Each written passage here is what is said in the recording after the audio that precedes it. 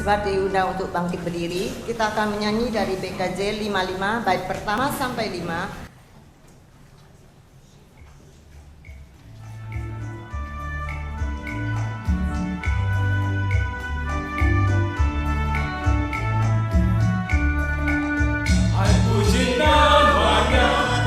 Cahaya dan puji namanya, hai cakrawala, hai puji namanya semesta alam. Mari semuanya menyembah Tuhan.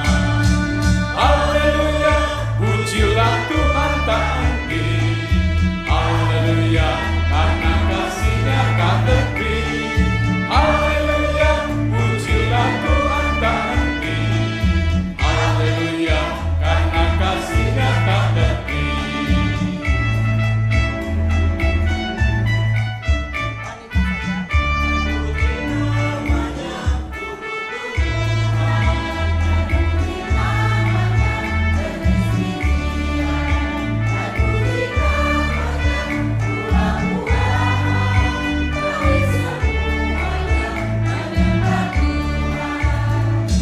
Haleluya, pujilah Tuhan tadi. Haleluya, karena kasih-Nya tak tepi. Haleluya, pujilah Tuhan tadi. Haleluya, karena kasih-Nya tak tepi. Hai puji namanya ikan di laut, dan puji namanya burung di langit. Hai puji namanya, hai hewan-hewan, mari semuanya menyembah Tuhan. Haleluya, pujilah Tuhan tak henti. Haleluya, karena kasih-Nya tak tepi. Haleluya, pujilah Tuhan tak henti. Haleluya, karena kasih-Nya tak tepi. Hai puji namanya Adam dan Hawa, menurut gambarnya kamu tercipta. Hai puji namanya segenap insan, mari semuanya menyembah Tuhan. Haleluya, pujilah Tuhan tak henti. Haleluya, karena kasih-Nya tak tepi. Haleluya, pujilah Tuhan tak henti. Haleluya, karena kasih-Nya tak tepi. Allah mengakhiri penciptaannya di hari yang kudus, hari ke-7. Karena dilihatnya baik semua, akhirnya Allah pun memberkatinya. Haleluya, pujilah Tuhan tak henti. Haleluya, karena kasih-Nya tak tepi. Haleluya, pujilah Tuhan tak henti. Haleluya, karena kasih-Nya tak tepi. Bersama alam raya ciptaan Tuhan, kita beribadah kepadanya, memuji memuliakan namanya. Kebaktian kita berlangsung dalam nama Bapa, Anak, dan Roh Kudus.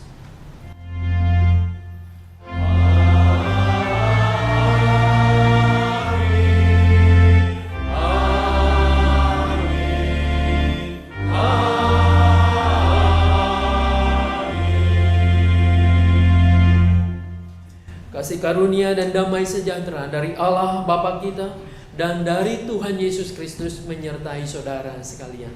Dan menyertai saudara juga.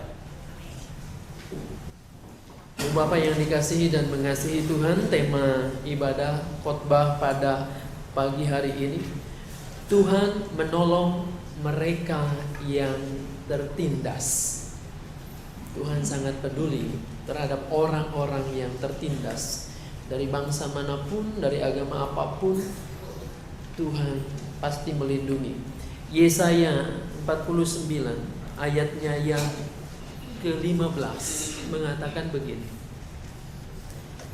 Dapatkah seorang perempuan melupakan bayinya sehingga ia tidak menyayangi anak dari kandungannya?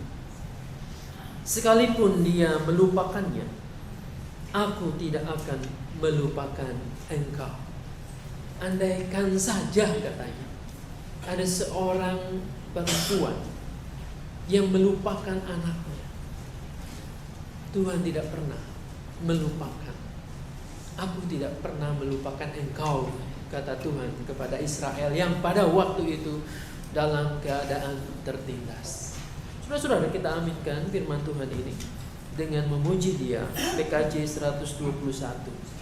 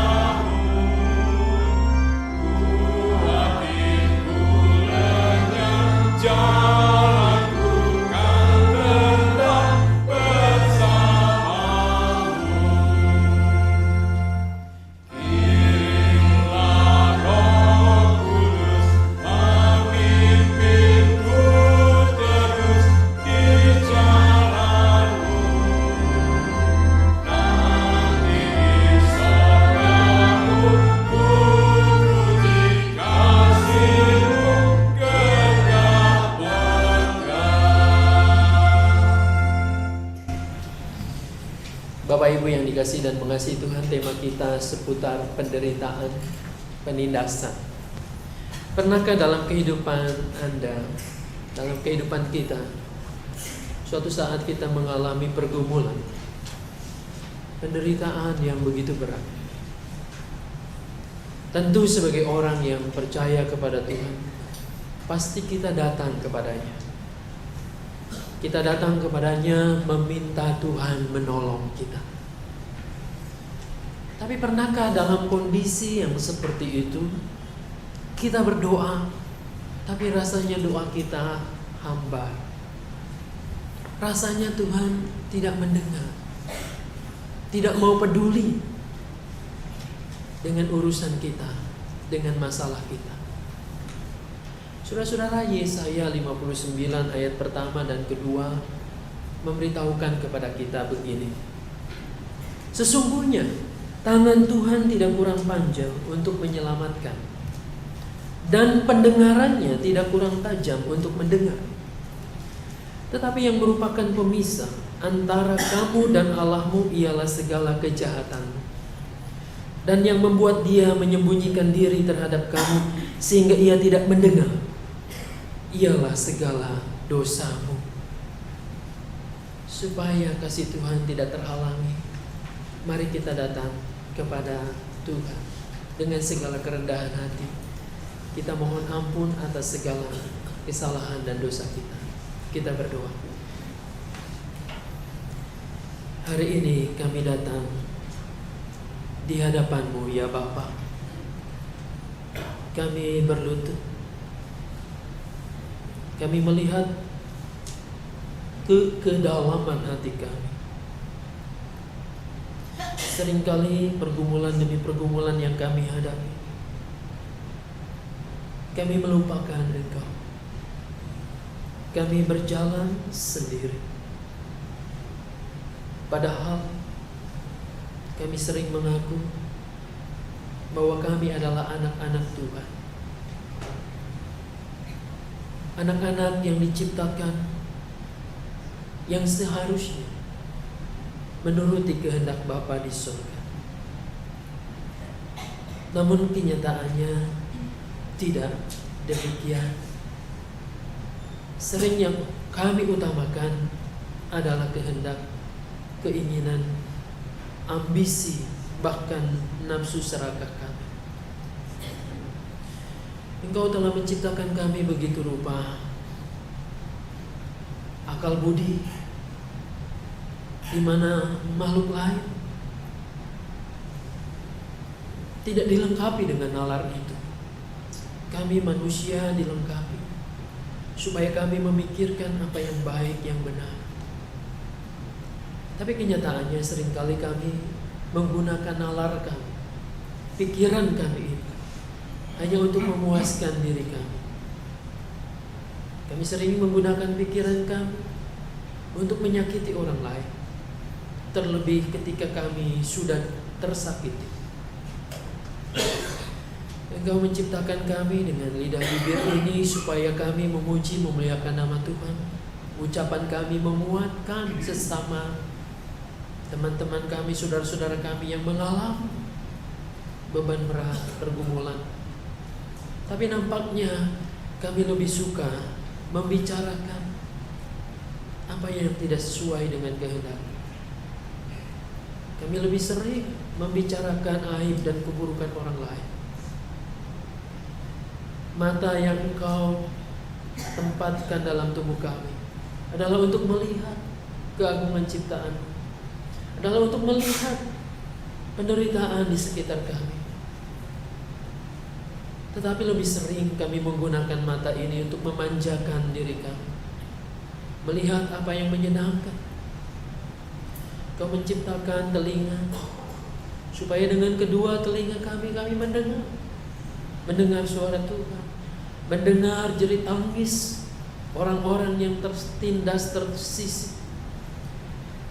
Tapi nampaknya telinga kami lebih suka untuk mendengar apa yang menyenangkan kami, untuk mendengar gosip, untuk mendengar hal-hal yang tidak sesuai dengan fakta. Engkau lengkapi kami dengan tangan ini, supaya dengan tangan ini kami bekerja untuk kemuliaan nama Tuhan, bekerja untuk memberdayakan sesama. Tapi kenyataannya kami sering menggunakan tangan ini untuk memuaskan nafsu kami, berlaku tamak, bahkan tak segan untuk melukai orang lain. Bapa di surga, Engkau melengkapi kami dengan kaki, supaya kemanapun kami berjalan, kami menebarkan damai sejahtera. Tetapi betapa seringnya kami membawa tubuh kami dengan kaki ini untuk melangkah ke tempat-tempat yang tidak semestinya kami lakukan. Dan Engkau juga menciptakan kami dengan nurani, dengan hati kami. Disitulah suara Tuhan bisa kami dengar. Tapi betapa seringnya kami membungkam suara Tuhan, kebenaran Tuhan itu. Kami lebih mengutamakan suara nafsu kami. Maka tidaklah mengherankan kalau kami terus hidup seperti ini. Kami kehilangan damai sejahtera, kehilangan kasih. Kami tidak mau ya Bapa hidup terus seperti ini. Engkau kiranya menolong kami untuk bertekad menjadi anak-anak-Mu yang setia. Inilah ya Bapa pengakuan dosa kami. Dengan memandang kepada salib Kristus, kami percaya Engkau berkenan kepada setiap hati yang remuk redam, yang bertekad memperbarui hidup ini. Di dalam Kristus Tuhan dan Juru Selamat, kami mengaku dosa kami. Amin.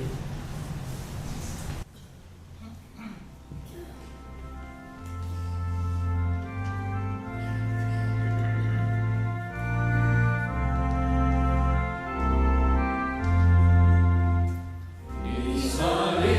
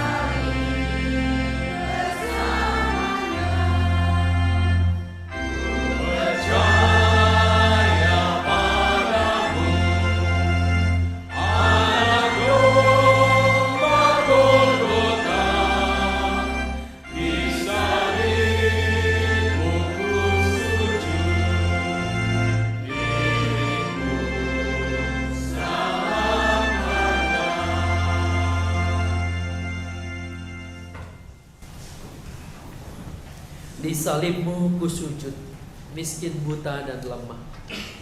Barang siapa datang kepada salib Kristus, mengaku dosa dan kesalahannya, dan tidak hanya itu, tetapi bertekad untuk tidak melakukan dosa-dosa yang sama, maka kepada kita semua diberikan berita anugerah. Yesaya 44 ayat 22 mengatakan begini: Aku telah menghapus segala dosa pemberontakanmu, seperti kabut diterbangkan angin, dan segala dosamu seperti awan yang tertiup. Kembalilah kepadaku, sebab aku telah menebus engkau. Demikianlah berita anugerah dari Tuhan. Syukur kepada Allah.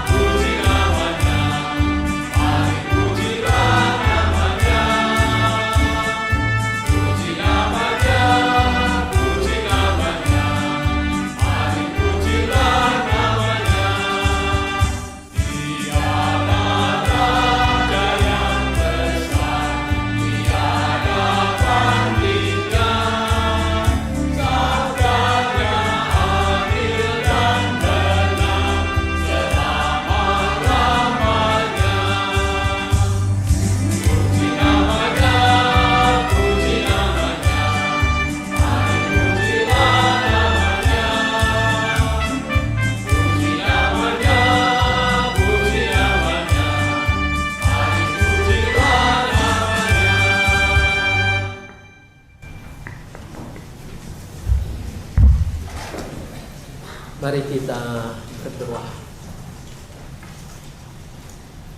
Puji namanya, memuliakan nama Tuhan adalah baik. Kami menyanyikan pujian, mazmur, syukur kepadamu. Tetapi nampaknya kalau kami mau belajar dari kehendak-Mu, firman-Mu, bahwa memuji Tuhan tidaklah cukup dengan lidah bibir, tetapi nyanyian yang indah, yang sejati adalah nyanyian kehidupan. Kehidupan yang selaras, yang sesuai dengan yang kami sembah, yaitu Bapa di sorga yang pengasih dan penyayang. Kami hanya bisa menyanyikan nyanyian kehidupan dengan indah, kidung yang merdu itu, kalau kami mengerti maksud dan kehendak Bapa. Tanpa mengertinya, bagaikan kami buta membaca not-not irama lagu. Dan kami mustahil bisa mengerti, memahami, membaca kehendaknya tanpa pertolongan kuat kuasa Roh Kudus. Karena firman yang akan kami baca ini adalah kekal, firman abadi yang kaya, luas dan dalam, sementara kami adalah manusia fana yang sangat terbatas. Izinkanlah Bapa, kami yang terbatas ini menyimak apa yang tidak terbatas, apa yang kekal dan abadi itu. Kuat kuasa Roh-Mu yang kudus kami rindukan, supaya kami bisa membuka telinga, pikiran, hati kami seluas-luasnya untuk firman-Mu ini. Lalu kemudian kami menempatkannya di tempat yang paling terhormat, di lubuk hati kami yang paling dalam, sehingga di sanalah seluruh kehidupan kami digerakkan oleh firman itu, oleh nyanyian yang merdu, yang indah itu.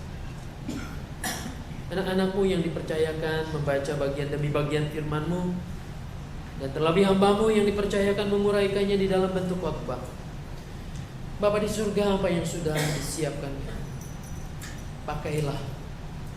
pakailah sarana ini ya Bapa, untuk menjadi alat di tangan-Mu, di mana Engkau menyatakan kehendak-Mu bagi kami kini dan di sini.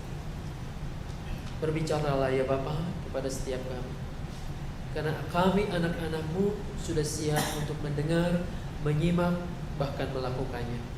Dalam nama Tuhan kami Yesus Kristus, Sang Firman yang sesungguhnya itu, kami berdoa kepada Bapa di sorga. Amin.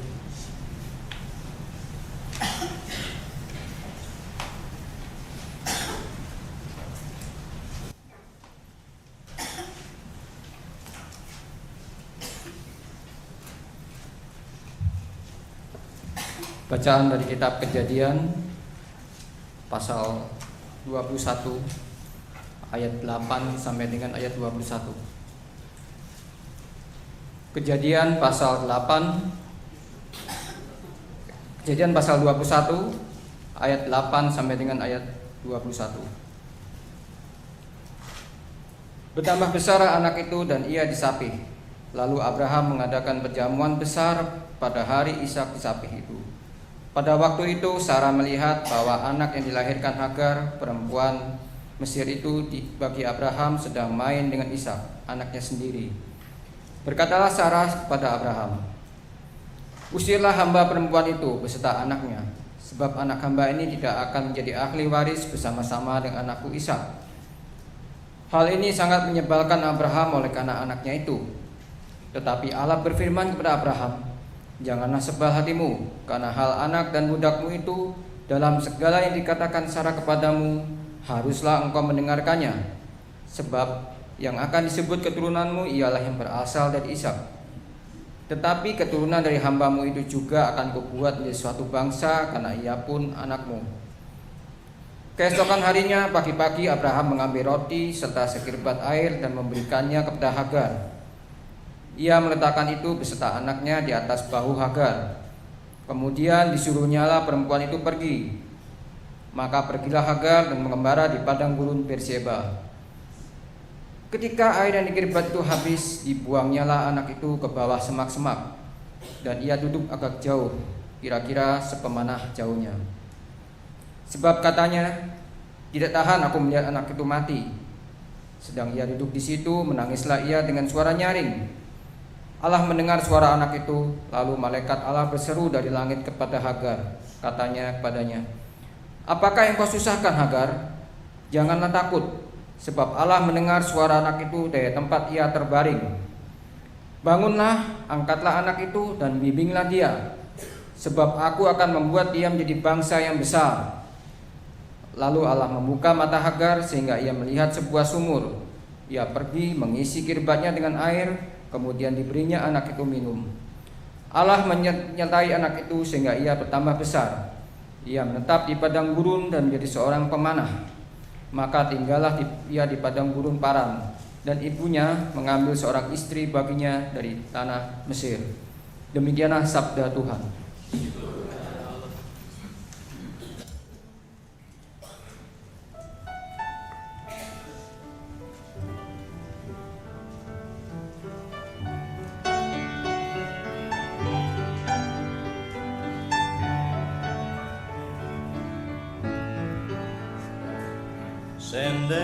Sendengkanlah telingamu, ya Tuhan. Pasanglah telinga pada doaku, sebab sengsara dan miskin aku. Perhatikanlah permohonanku. Sendengkanlah telingamu, ya Tuhan. Pasanglah telinga pada doaku, sebab sengsara dan miskin aku. Perhatikanlah permohonanku. Peliharalah nyawaku, sebab aku orang yang kau kasihi. Selamatkanlah hamba-Mu yang sungguh percaya kepadamu.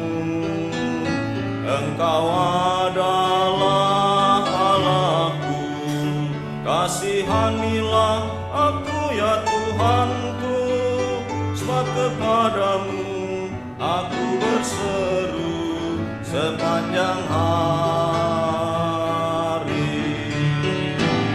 Sendengkanlah telingamu, ya Tuhan. Pasanglah telinga pada doaku,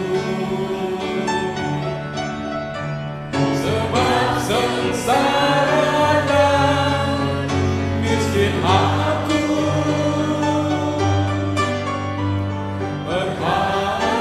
Perhatikanlah permohonanku. Kuatlah jiwa hamba-Mu, bersukacita ya Tuhan, sebab padamu-lah Tuhan, kepadamu-lah ku angkat jiwaku. Sebab Engkau ya Tuhan sungguh baik dan suka mengampuni, dan berlimpah kasih setia bagi semua orang. Sendengkanlah telingamu, ya Tuhan. Pasanglah telinga pada doaku, sebab sengsara dan miskin aku.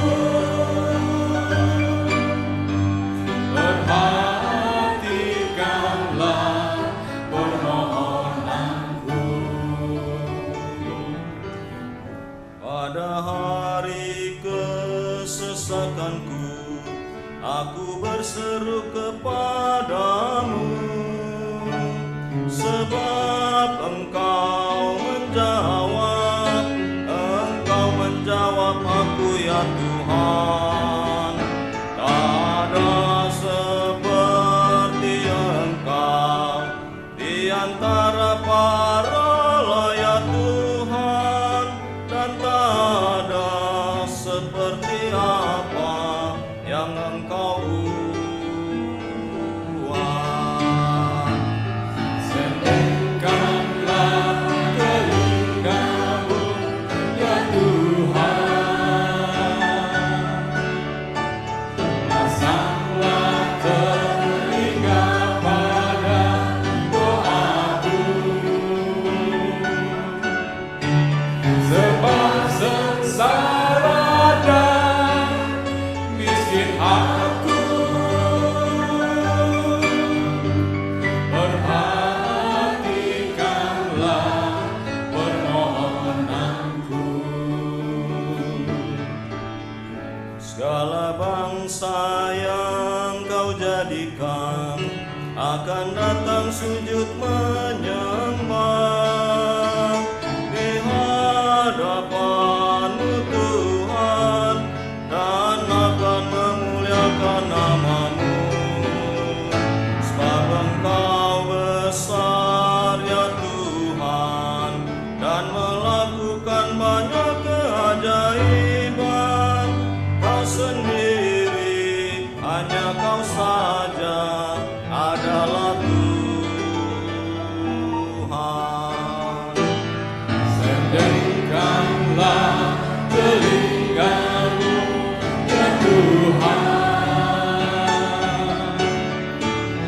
Pasanglah telinga pada doaku. Sebab sengsara dan miskin aku, perhatikanlah permohonanku. Berpalinglah kepadaku dan kasihanilah aku. Beri kekuatan-Mu kepada hamba-Mu, dan selamatkan ya Tuhan anak lelaki hamba-Mu perempuan. Selamatkanlah putra hamba-Mu perempuan. Sendengkanlah telingamu, ya Tuhan. Pasanglah telinga pada doaku. Sebab sengsara dan miskin aku, perhatikanlah permohonanku. Lakukanlah kepadaku suatu tanda kebaikan, supaya yang membenciku melihat aku dengan malu, bahwa Engkau ya Tuhan telah menolong dan menghiburkan aku. Engkau Tuhan telah menolong dan menghiburkan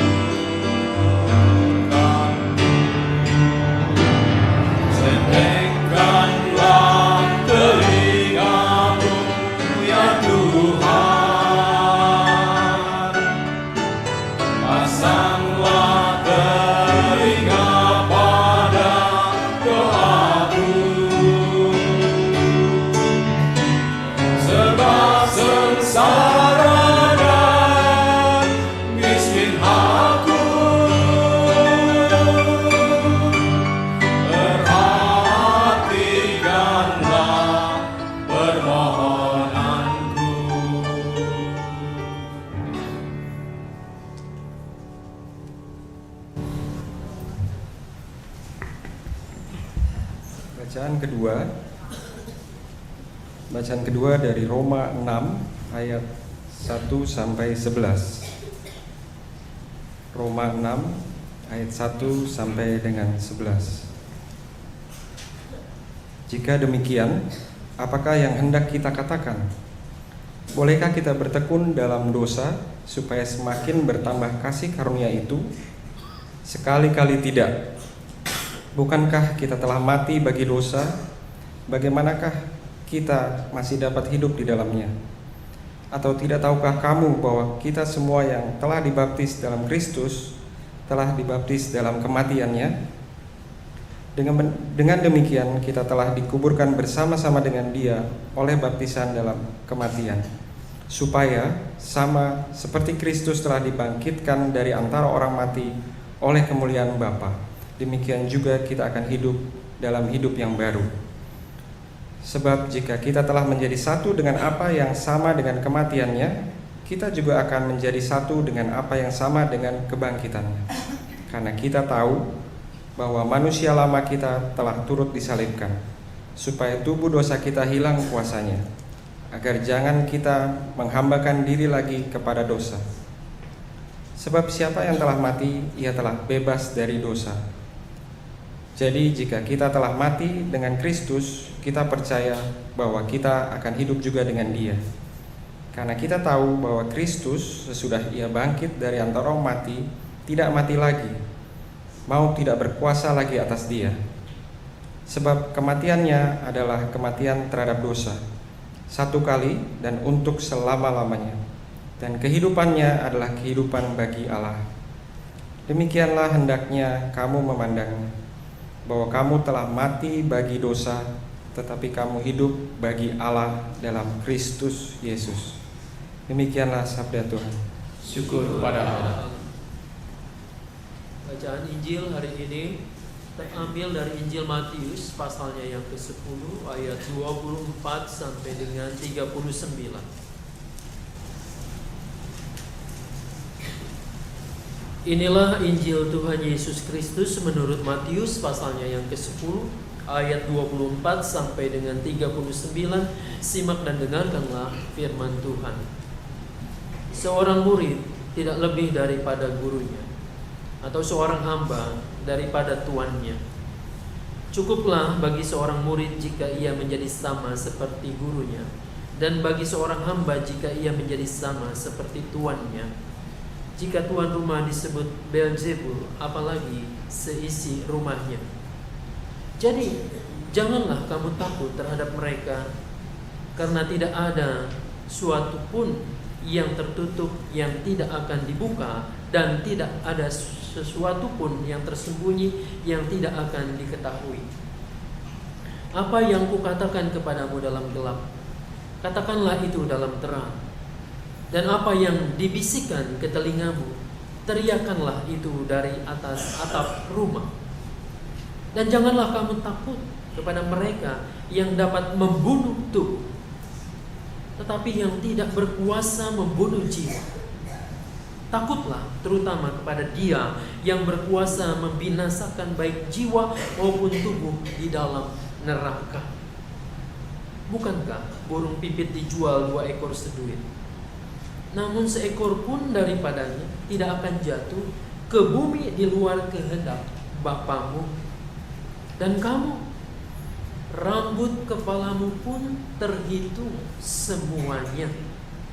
Sebab itu janganlah kamu takut, karena kamu lebih berharga daripada banyak burung pipit. Setiap orang yang mengakui aku di depan manusia, aku juga akan mengakuinya di depan Bapa-Ku yang di sorga. Tetapi barang siapa menyangkal aku di depan manusia, aku juga akan menyangkalnya di depan Bapa-Ku yang di sorga. Jangan kamu menyangka bahwa aku datang untuk membawa damai di atas bumi. Aku datang bukan untuk membawa damai, melainkan pedang.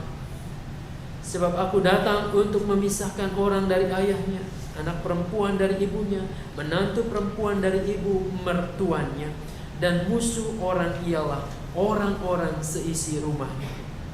Barang siapa mengasihi bapa atau ibunya lebih daripadaku, ia tidak layak bagiku. Dan barang siapa mengasihi anaknya laki-laki atau perempuan lebih daripadaku, ia tidak layak bagiku. Barang siapa tidak memikul salibnya dan mengikut aku, ia tidak layak bagiku. Barang siapa mempertahankan nyawanya, ia akan kehilangan nyawanya. Dan barang siapa kehilangan nyawanya karena aku, ia akan memperoleh.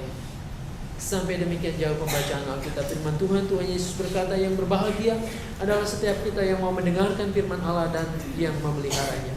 Haleluya. Haleluya, haleluya, haleluya.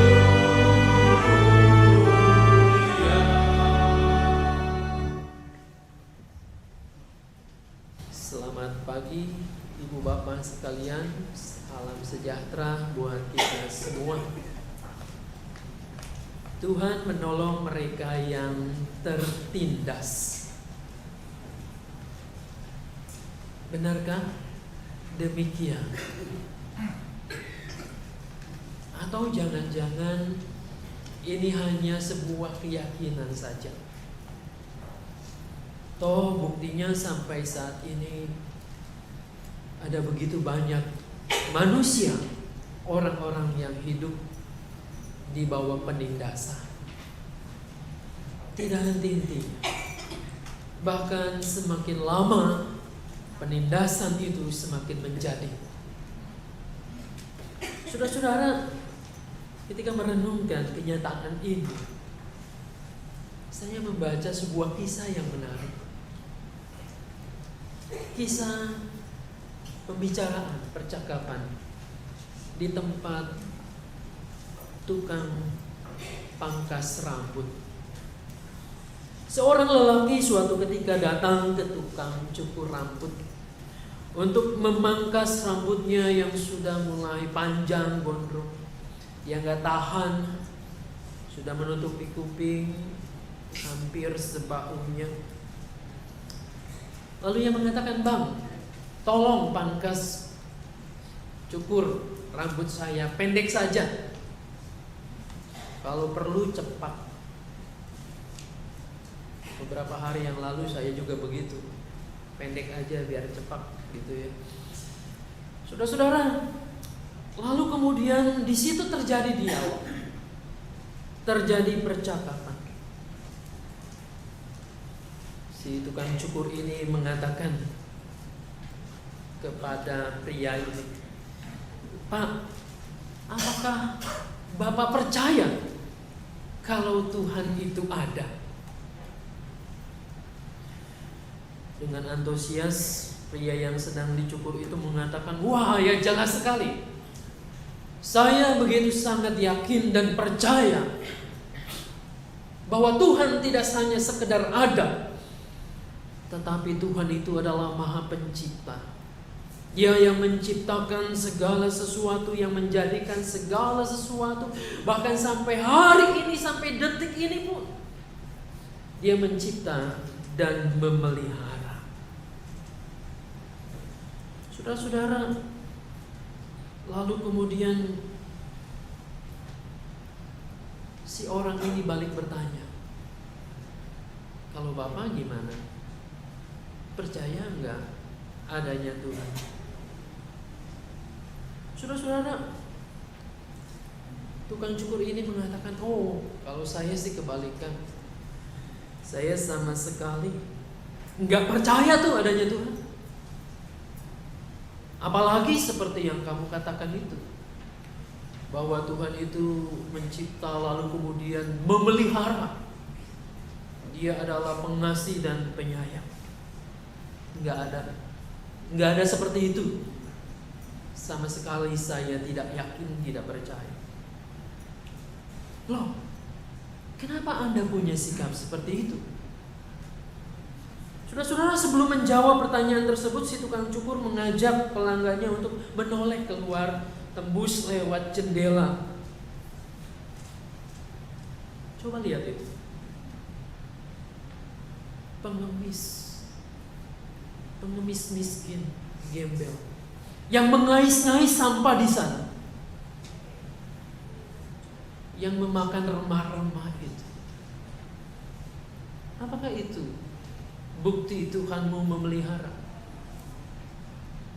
Apakah bukti itu adalah bisa menunjukkan bahwa Tuhan itu pengasih penyayang? Kenapa dia begitu menderita? Saudara-saudara, pria yang dicukur itu ini bungkam, tidak bisa menjawab. Dan seperti biasa, kalau orang yang merasa menang, tukang cukur ini tersenyum, dia bangga. Lalu percakapan berkembang ke arah yang lain, dan tanpa terasa selesailah sudah. Pria itu rapi, dicukur dengan penampilan yang baru, yang lebih segar, yang fresh. Lalu kemudian ia membayar ongkosnya. Ini Pak, terima kasih. Lalu ketika akan keluar dalam jendela yang sama, dia melihat sesuatu dan memanggil tukang cukur ini. Pak, kemari. Sekarang saya yakin bahwa tukang cukur itu tidak ada. Saudara-saudara, si tukang cukur setengah heran, mau marah, lalu mengatakan, yang benar saja, ini uang yang kamu sudah berikan kepada saya.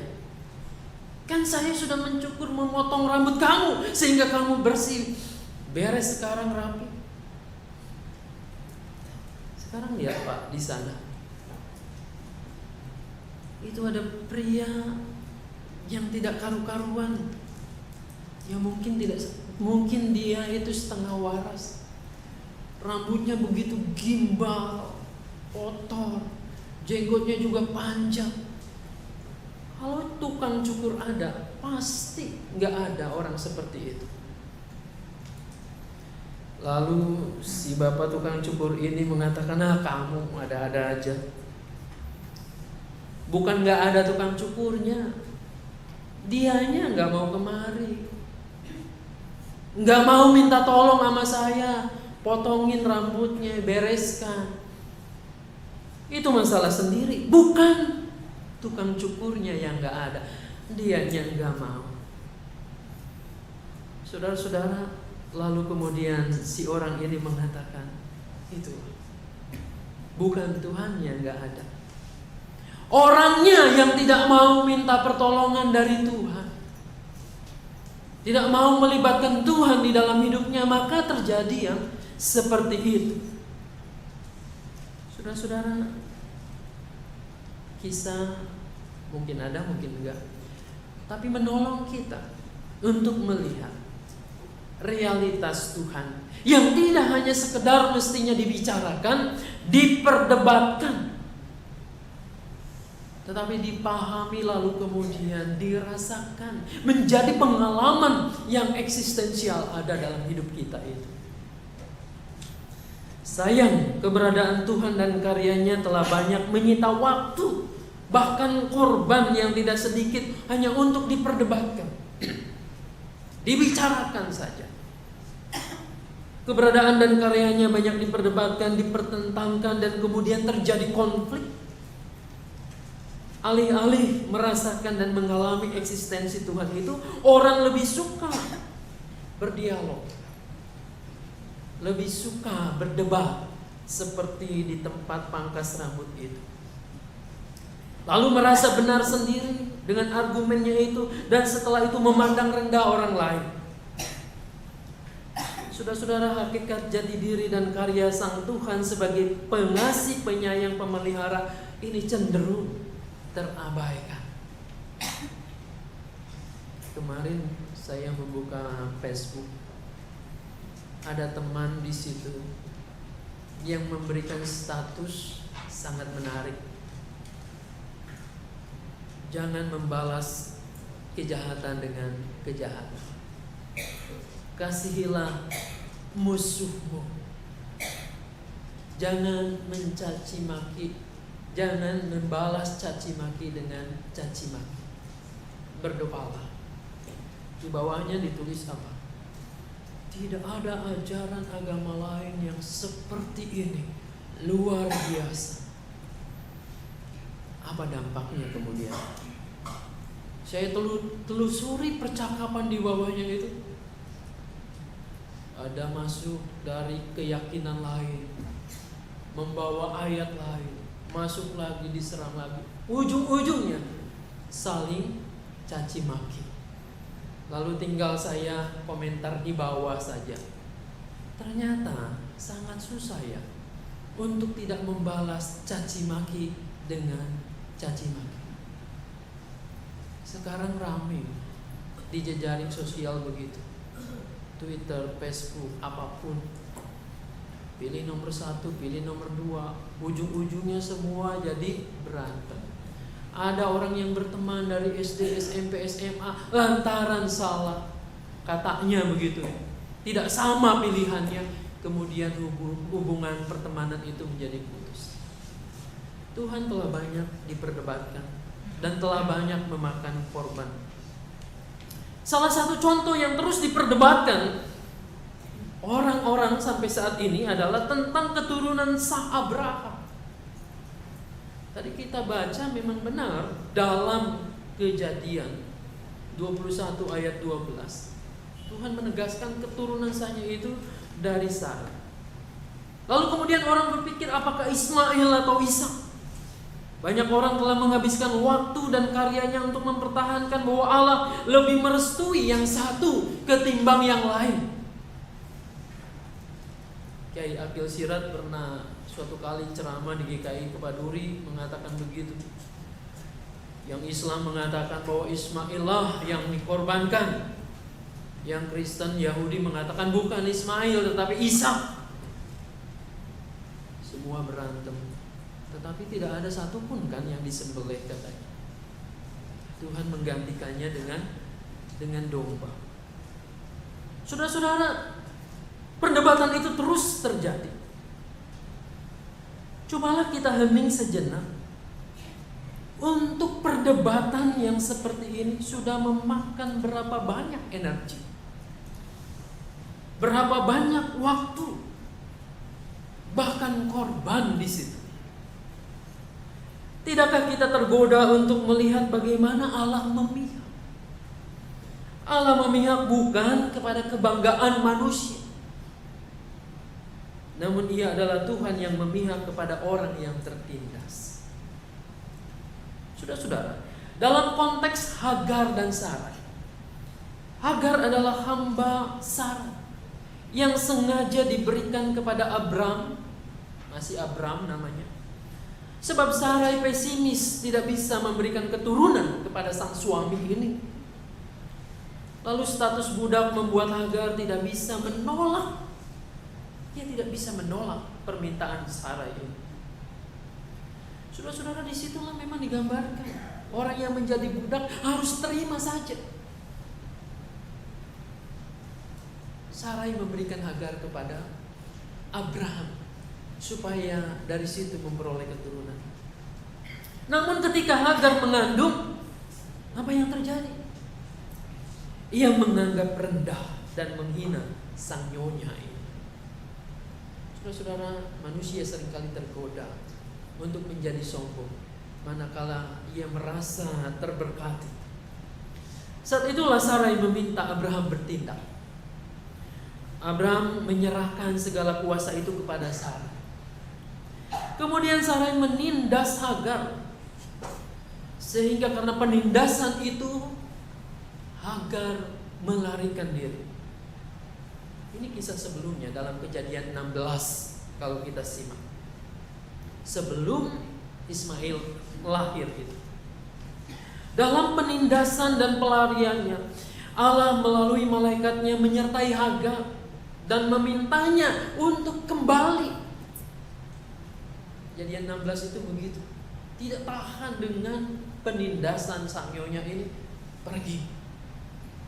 Namun di situ malaikat Tuhan mengatakan engkau harus kembali ke tuanmu, ke Sarai dan juga Abraham.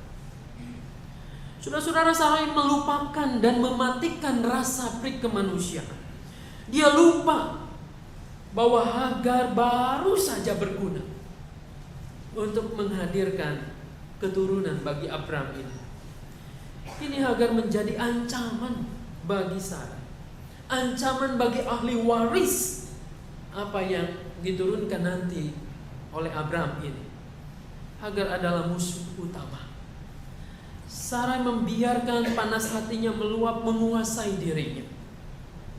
Hagar adalah korban kebijakan dari sang majikan di dalam budaya yang sangat patriarkal itu.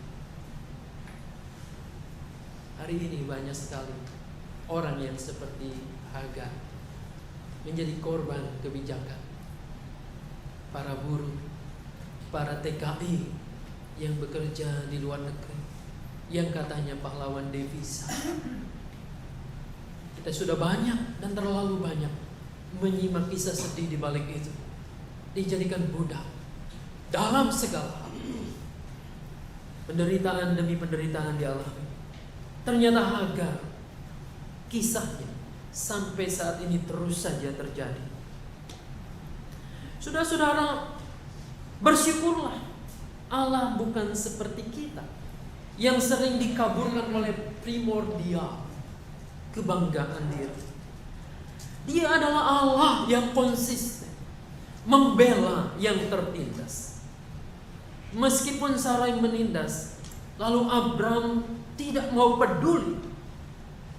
Dan kemudian sejarah sampai hari ini kita seringkali memandang sebelah mata terhadap Hagar ini. Tetapi Allah tidak demikian.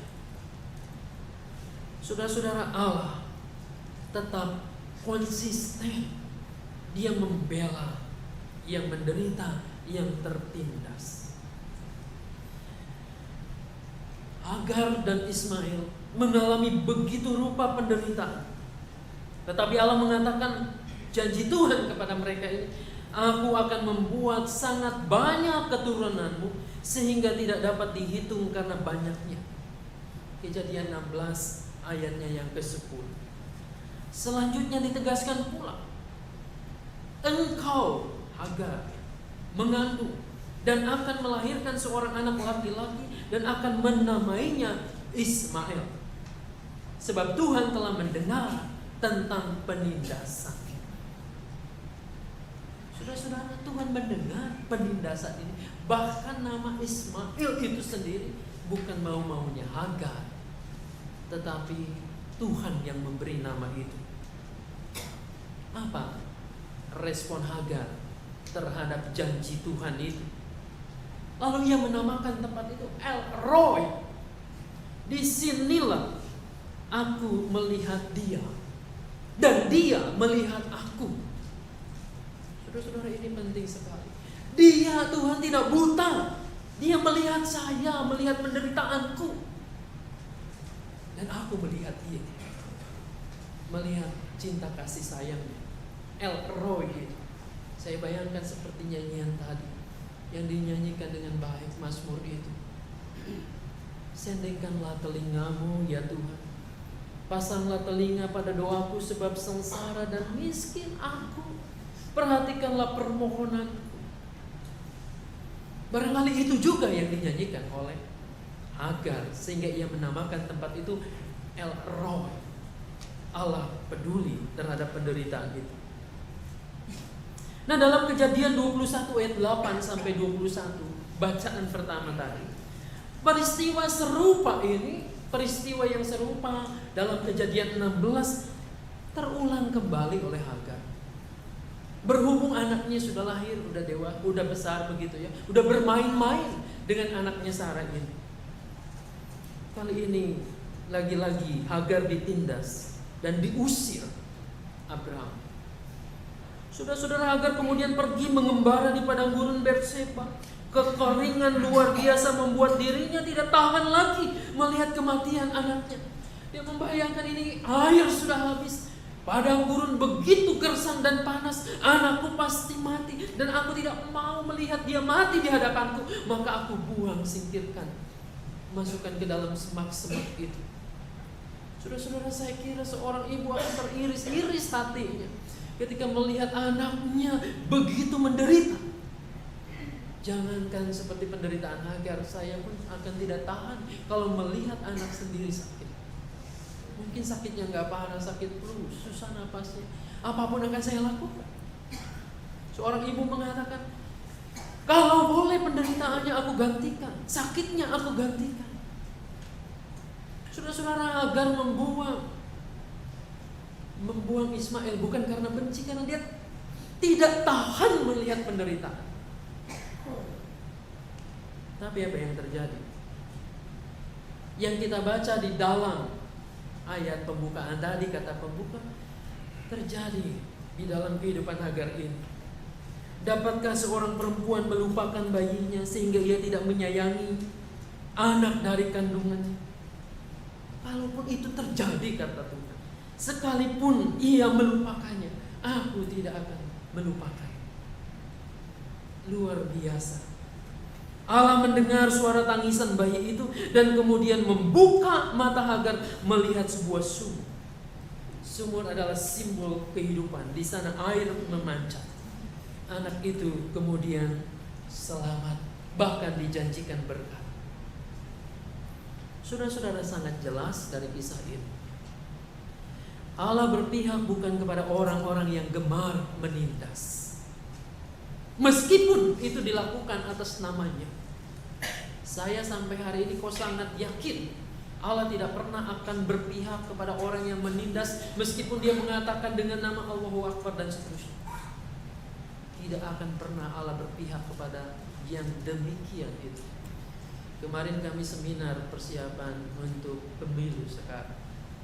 Salah seorang pembicaranya, Christian Wibisono, mengatakan merefleksikan kejadian Mei 16 tahun yang lalu, 98. Mungkin pada saat itu Anda dan saya yang sebagian besar etnis Tionghoa di sini tidak mengerti, tidak memahami di mana ada kasih Tuhan, di mana ada pertolongan Tuhan.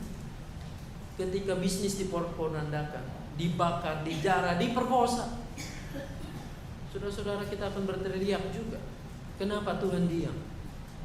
Tetapi refleksinya di kemudian hari orang bisa menemukan, karena ada kejadian 98 itu sekarang terbuka. Setiap etnis boleh masuk di kancah politik. Karena ada 98 itulah, ada Ahok sekarang di sana. Terbuka, semua etnis, Tionghoa dan seterusnya. Orang bisa melihat ternyata Tuhan berpihak juga. Saudara-saudara yang dikasihi dan mengasihi Tuhan Yesus, Tuhan sekalipun tidak mengubah keprihatinannya, Dia tetap akan membenci orang yang menindas Israel, umat pilihannya. Ketika suatu kali menindas umatnya, menindas orang-orang lemah, yang menjadi lawan mereka adalah Tuhan sendiri. Ia tidak menyayangkan bahwa dia adalah umat pilihan. Pada saatnya Israel itu dibuang ke Babel. Saudara-saudara, jadi jangan coba-coba kita memakai namanya, lalu kemudian kita menggunakan nama itu, dan lalu kemudian menindas sesama kita. Karena dengan demikian kita akan menjadikan Tuhan itu lawan kita. Nah, pada pihak lain, ketika kita mengalami penindasan, tidak ada jalan lain kecuali berlindung kepadanya. Pemazmur membuktikan ini. Berulang kali nyanyiannya begitu. Termasuk nyanyian Mazmur 86 yang kita nyanyikan tadi. Saudara-saudara, dan kalaupun, kata Tuhan Yesus, ini terjadi dan sampai penderitaan itu seolah-olah kita tidak bisa menahannya, toh Tuhan memberikan suatu penghiburan yang begitu luar biasa buat setiap pengikutnya. Dia mengatakan, dan janganlah kamu takut kepada mereka yang dapat membunuh tubuh, tetapi yang tidak berkuasa membunuh jiwa. Takutlah terutama kepada Dia yang berkuasa membinasakan baik jiwa maupun tubuh di dalam neraka. Dan kamu, rambut kepalamu pun terhitung semuanya. Sebab itu jangan kamu takut, karena kamu lebih berharga daripada banyak burung pipit.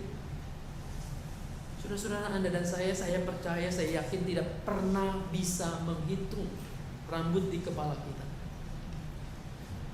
Dulu mama saya mengatakan, kamu rambutnya paling banyak, tapi sekarang paling sedikit.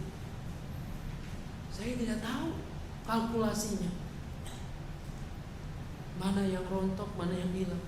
Tapi ayat ini mengatakan Tuhan tahu semua. Hidupmu ada di dalam genggaman tangan Tuhan. Tuhan akan menjadi pembela. Ingatlah, sekalipun mungkin orang bisa membunuh tubuhmu, membunuh fisikmu, tapi mereka tidak bisa membunuh jiwamu. Takutlah hanya kepada Tuhan. Itu yang harusnya terjadi dalam kehidupan kita. Saat Anda dan saya mengalami penindasan, jangan menyerah. Tuhan ada di pihak kita, menjamin kita. Saudara-saudara, jadi ketimbang kita sibuk mendiskusikan kemahakuasaan dan karya Tuhan, seperti obrolan di tukang pangkas rambut itu, lebih baik teruskanlah bela rasa Allah yang peduli kepada banyak orang yang tertindas. Pakailah tangan Anda, tangan saya, tangan kita semua sebagai tangannya, tangan Tuhan, terulur untuk orang yang menderita.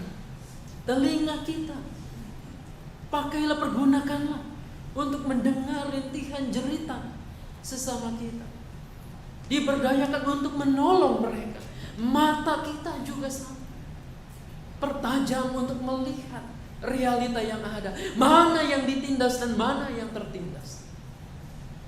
Saudara-saudara, itulah tugas kita. Dan Tuhan menjamin, jika engkau melakukannya, tidak malu menyebut namaku di hadapan banyak orang, aku pun tidak malu menyebut namamu di hadapan Bapa. Tapi sebaliknya, ketika engkau malu, aku pun malu di hadapan Bapa di surga.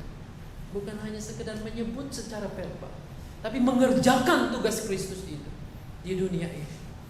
Saudara-saudara, kehidupan orang percaya mesti ada di jalan Tuhan ini. Tidak hanya sekedar berdebat, tetapi melaksanakan tugas panggilan kita dengan baik.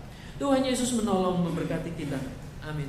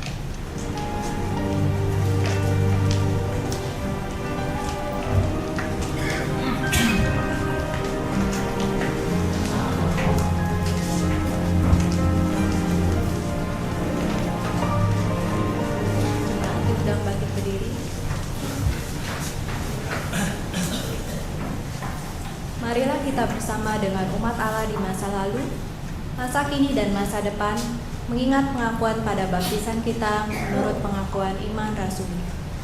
Aku percaya kepada Allah, Bapa yang Maha Kuasa, Halik langit dan bumi, dan kepada Yesus Kristus, Anaknya yang tunggal Tuhan kita, yang dikandung dari Roh Kudus, lahir dari anak darah Maria, yang menderita sengsara di bawah pemerintahan Pontius Pilatus, disalibkan, mati dan dikuburkan, turun ke dalam kerajaan maut. Pada hari yang ketiga, bangkit pula dari antara orang mati, naik ke surga, duduk di sebelah kanan Allah, Bapa yang Maha Kuasa. Dan dari sana Ia akan datang untuk menghakimi orang hidup dan yang mati. Aku percaya kepada Roh Kudus, yang kudus dan benar, persekutuan orang kudus, pengampunan dosa, kebangkitan orang mati dan hidup yang kekal.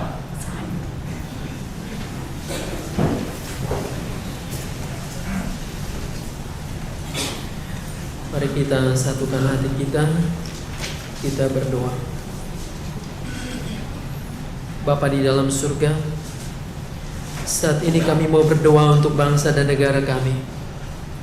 Jauhkanlah bangsa dan negara kami dari praktek-praktek penindasan satu terhadap yang lain, karena Tuhan membenci tindakan penindasan itu. Kami berdoa khususnya untuk persiapan pemilihan umum presiden. Saat ini sedang memasuki masa kampanye. Tuhan tolong supaya kami semua bisa dengan arif menyikapi situasi ini.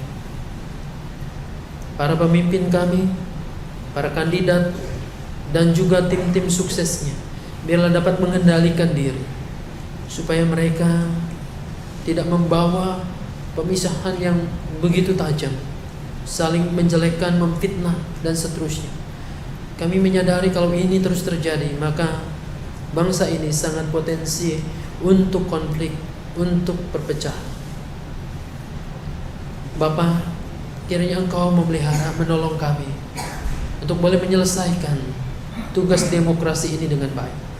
Dan tentunya kami juga berharap melalui proses ini kelak akan tampil pemimpin yang baik, yang peduli, yang tidak hanya menggunakan kesempatan itu untuk kepentingan diri dan kelompok, tapi yang bekerja dengan baik, memelihara keutuhan NKRI ini, mengayomi semua pihak, dan menjadi pemimpin yang mengentaskan kemiskinan, menjadikan Indonesia lebih baik, lebih sejahtera.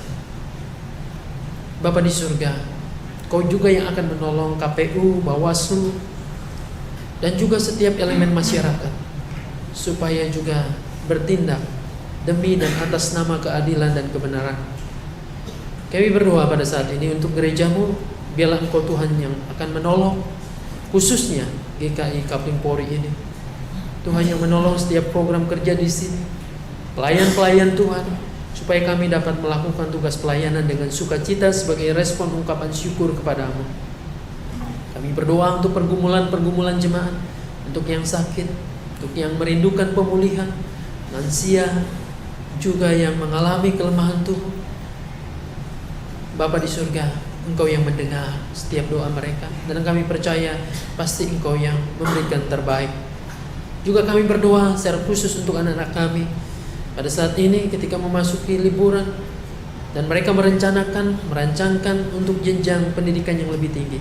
Tuhan juga yang tolong supaya pilihan-pilihan yang ada itu sesuai dengan rencana Tuhan. Bapa di surga, saat ini kami yang hadir di sini, kami yang tertunduk di hadapan-Mu, namun mengangkat hati kami dan membawa doa-doa kami. Kami percaya bahwa Engkau sanggup mendengarkan sampai lubuk hati kami yang paling dalam. Pastilah Engkau merancangkan rancangan damai sejahtera, bukan rancangan kecelakaan. Biarlah apa yang kami lakukan sesuai dengan rancangan-Mu itu. Inilah ya Bapa doa kami. Kami alaskan doa ini di dalam nama Tuhan kami Yesus Kristus yang mengajar kami berdoa. Kuduskanlah nama-Mu, datanglah kerajaan, jadilah kehendak-Mu di bumi seperti di surga. Berikanlah kami pada hari ini makanan kami yang secukupnya, dan ampunilah kami akan kesalahan kami, seperti kami juga mengampuni orang yang bersalah kepada kami. Dan janganlah membawa kami ke dalam pencobaan, tetapi lepaskanlah kami daripada yang jahat, karena Engkau lah yang punya kerajaan dan kuasa dan kemuliaan sampai selama-lamanya.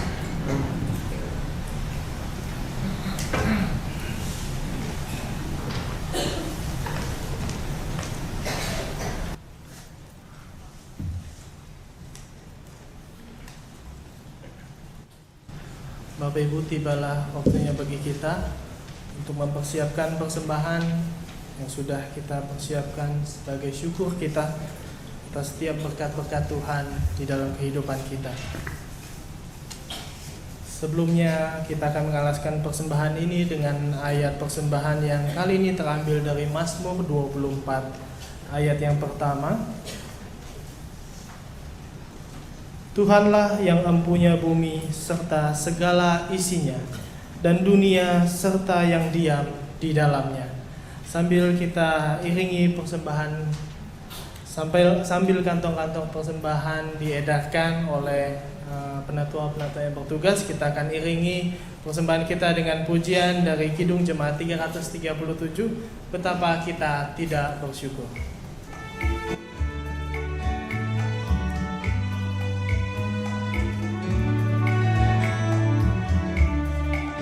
Betapa kita tidak bersyukur, bertanah air kaya dan subur, lautnya luas, gunungnya megah, menghijau padang, bukit dan lembah. Itu semua berkat karunia Allah yang agung maha kuasa. Itu semua berkat karunia Allah yang agung maha kuasa.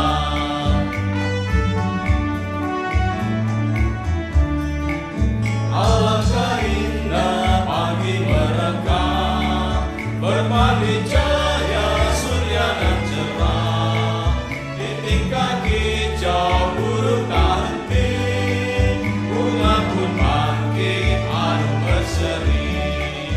Itu semua berkat karunia Allah yang agung maha kuasa. Itu semua berkat karunia Allah yang agung maha kuasa.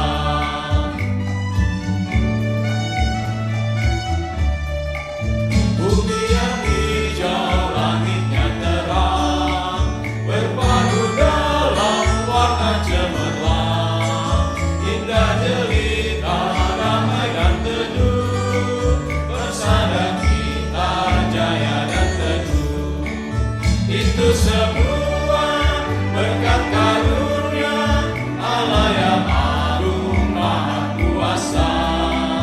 Itu semua berkat karunia Allah yang agung maha kuasa.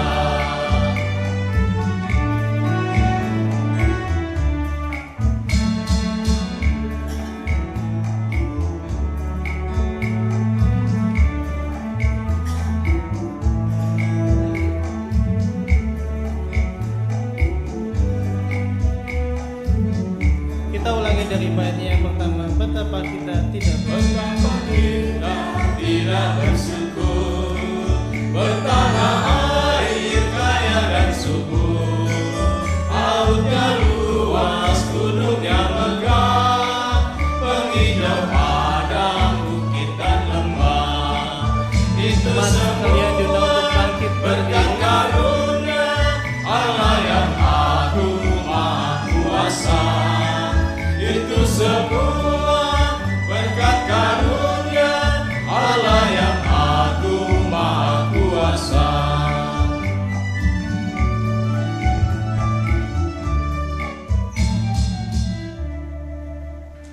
Kita berdoa.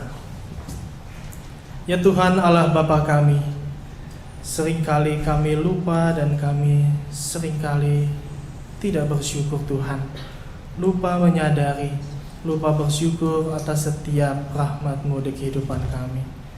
Mungkin kami telah terbiasa dengan apa yang kami jalani, sehingga menutup mata kami akan apa yang Kau sediakan di dalam kehidupan kami ya Tuhan. Tanah air yang kaya, setiap berkat-berkat-Mu yang kami rasakan di dalam keluarga kami dan juga di lingkungan kami, bahkan di pekerjaan kami Tuhan. Saat ini Tuhan, Engkau membuka mata kami, dan biarlah hati kami Tuhan Kau luapkan dengan rasa syukur kami Tuhan. Dan persembahan ini Tuhan kami bawa ke hadapan-Mu Tuhan sebagai ungkapan rasa syukur kami atas segala pemeliharaan-Mu di dalam kehidupan kami ya Tuhan. Terimalah ya Tuhan, kuduskanlah. Dan biarlah Tuhan persembahan yang kami berikan dalam ketulusan ini boleh membawa berkat dan boleh bagi perluasan dan pelayanan-Mu Tuhan. Dan semuanya kami berikan Tuhan hanya untuk kemuliaan nama-Mu saja. Terima kasih ya Tuhan, hanya di dalam nama Tuhan kami Yesus Kristus kami berdoa dan kami mengucap syukur. Amin. Dengan tetap berdiri kita akan tutup ibadah kita pagi hari ini kembali dengan menaikkan pujian dari NKB 137, Adakah Berat Beban Hidupmu?